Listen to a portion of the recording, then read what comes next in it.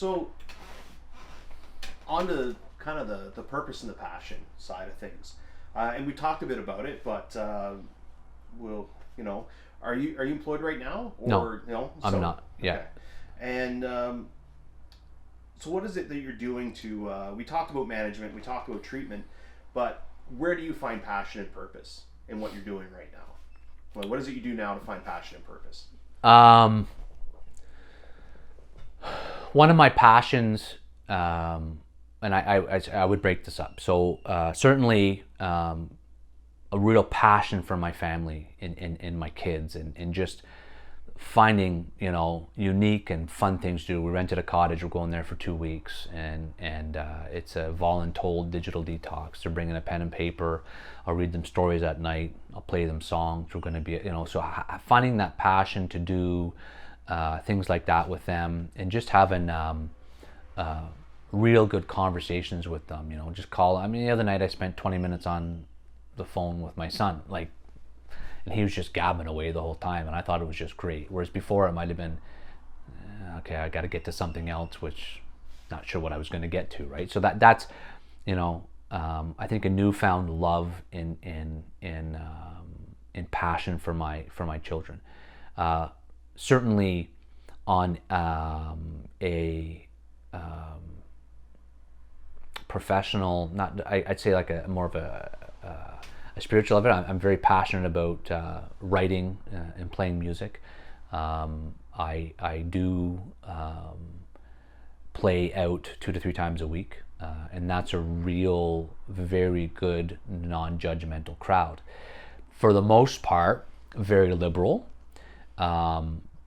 But I'm kind of the voice of reason in there, because now they can't just sit there and say, oh, all war's bad, and because you've got someone like me who is kind of towing that line in the middle. I don't know if I'm liberal or conservative, or I don't know. I'm not that into politics, but I know when I sit down and I play a song about what it's like to come back from war or something like that, it sparks conversation, and I'm able to talk to civilians about that, and teach them how to talk to a veteran. Like, stop the rubbernecking questions. Like, oh, did you kill anybody? Really?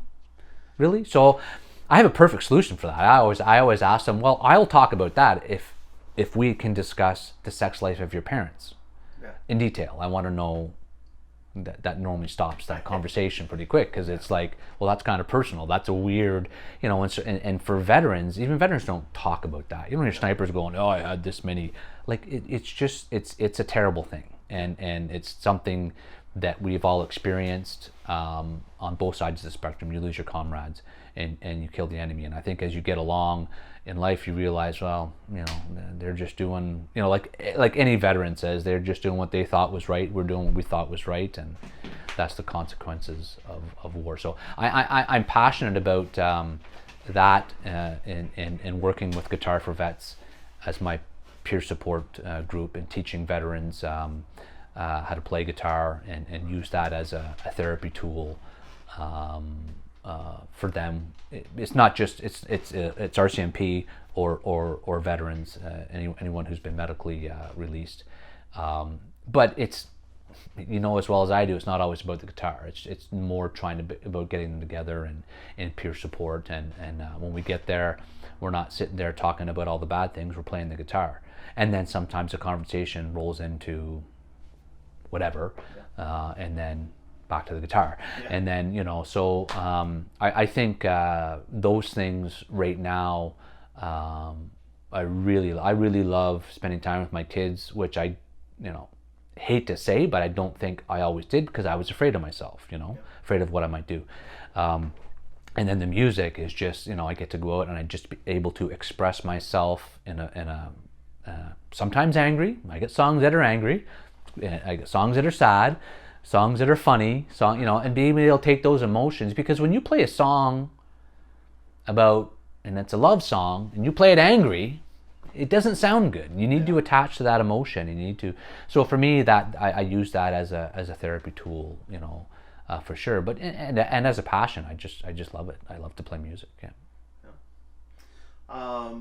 And you mentioned vocational rehab. Right. Yeah. So right now I've gone through kind of the first phase of the voc rehab, and now I'm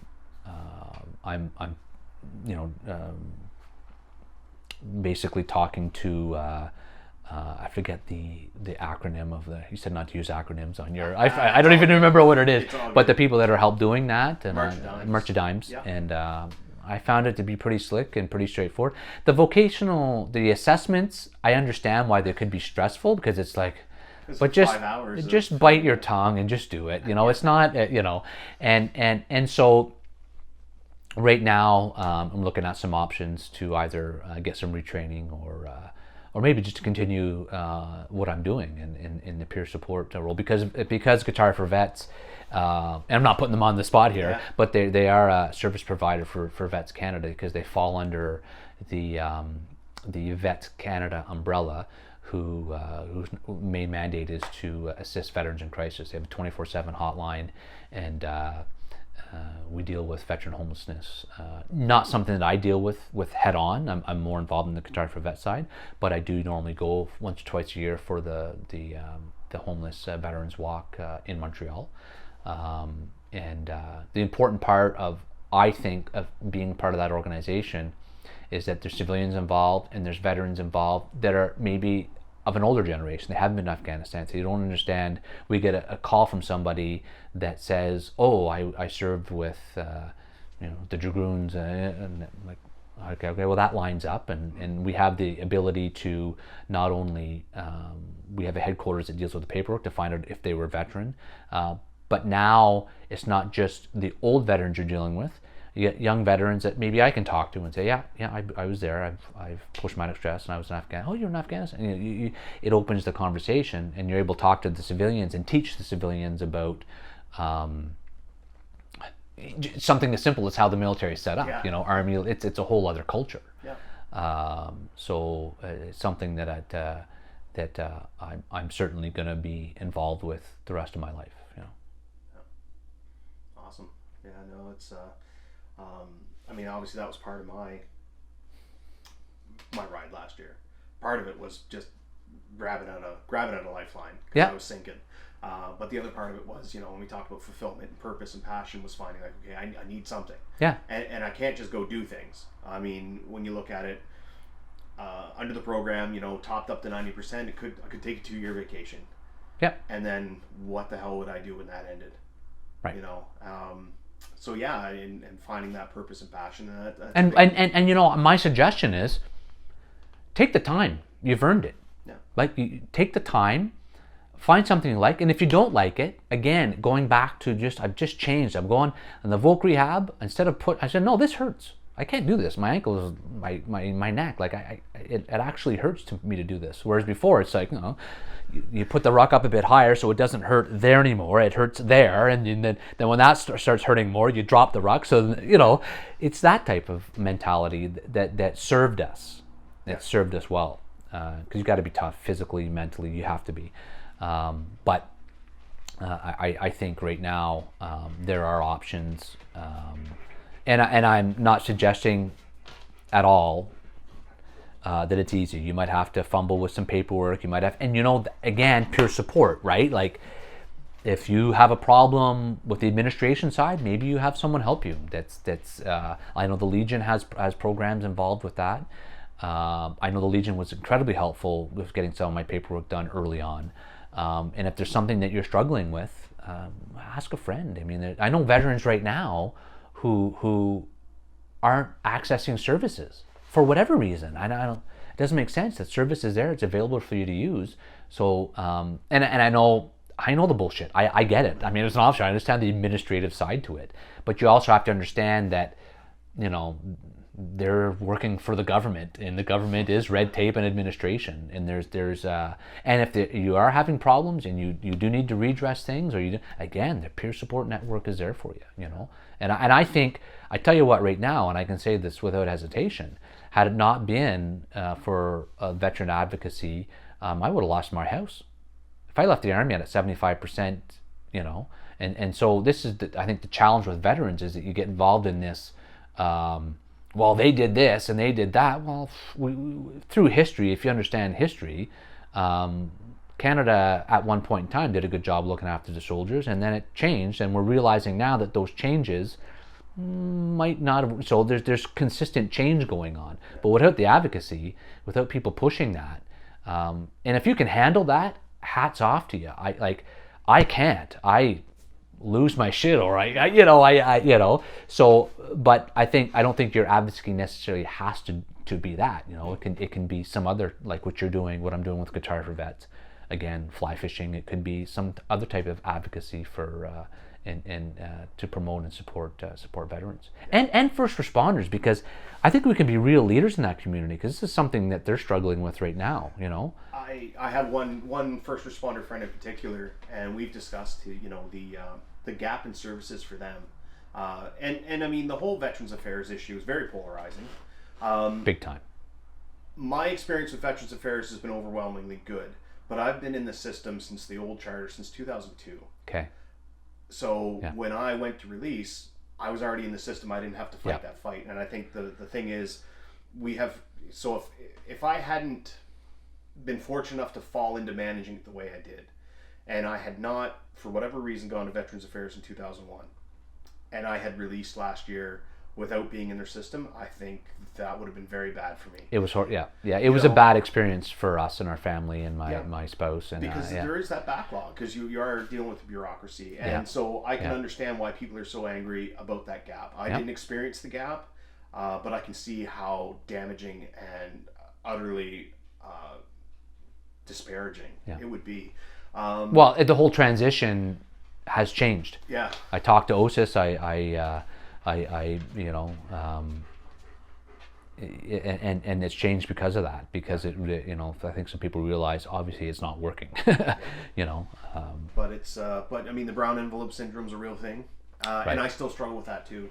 And that's a whole other can of worms. Sure it is. But you're dealing with it, and you're trying to manage it. And it's and a big part of it comes into when and how you access services, and that's not a criticism on anybody for when they choose, because this is a very individual journey, and it's a lot to pick apart for anybody. But and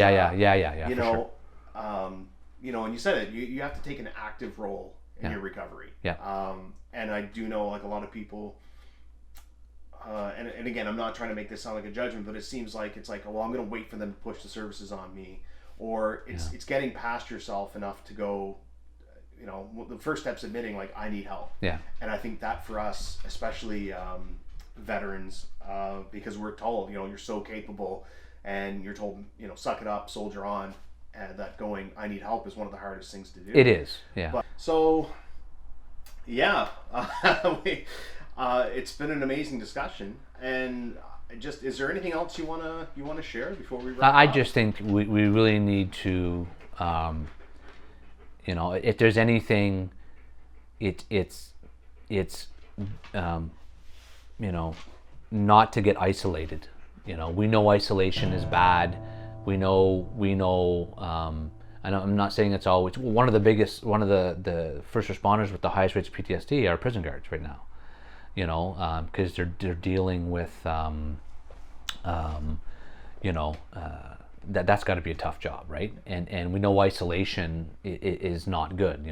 Sometimes you have to put people in solitary confinement, but their mental health goes not very good. So we know that. So as a veteran, I think that's something we have to be cognizant of. And you need to find a community. You need to find some type of community it was almost, 2 years ago, it took me a full year to go play at an open mic. A year of me getting ready to go, and then just, I can't go, and I'm not afraid to admit that now. That was a struggle for me to do that, but I did it eventually. And like an exposure exercise where you go to Home Depot, and once you realize you're in there for a bit, it's not so bad.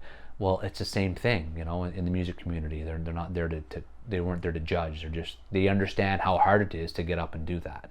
And I think if you can find a peer support group as a veteran, I think that is so crucial to your. It's one of the things that I didn't take advantage of and I think that's something that would have helped me tremendously. I want to reiterate as well that I know, I understand the administration side, but take some time to find out how to manage yourself, right? And try to differentiate between the management and the treatment. I know you said that before. I think that's an important message too. If you need help managing, ask for help. Like we ask help in treatment. And when you're in treatment, be fucking brutally honest. It's the only way. I just wasn't. I just kind of kept hanging on to things, and I'm fine, and that's okay. That's a process as well. But if I think a lot of us are saying the exact same things, right? We're saying we need community. We need to be honest with our recovery, and be honest with yourself, and use that as an opportunity to find things in your life that you may want to improve, and go improve them. If you're on the range and your